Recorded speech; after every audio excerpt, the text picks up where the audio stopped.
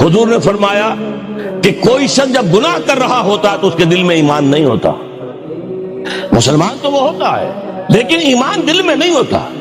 لا یزنی الزانی حین یزنی وہو مومن، کوئی زانی حالت ایمان میں زنا نہیں کر سکتا.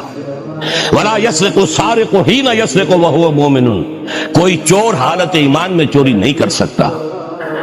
ولا یشرب الخمر حین یشرب وہو مومن، کوئی شرابی حالت ایمان میں شراب نہیں پیتا. ایمان بھی ہو اور پھر بھی گناہ ہو جائے، پھر ایمان کی کیا قدر و قیمت ہے؟ ایمان نہیں ہوتا اس وقت، تبھی وہ گناہ کرتا ہے.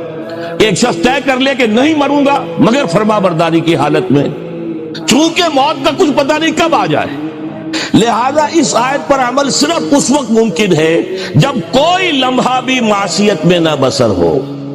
تب یہ ہے کہ آپ کہہ سکتے ہیں کہ نہیں مروں گا مگر حالت فرما برداری میں. اس پر عمل کرنا کوئی آسان کام نہیں ہے.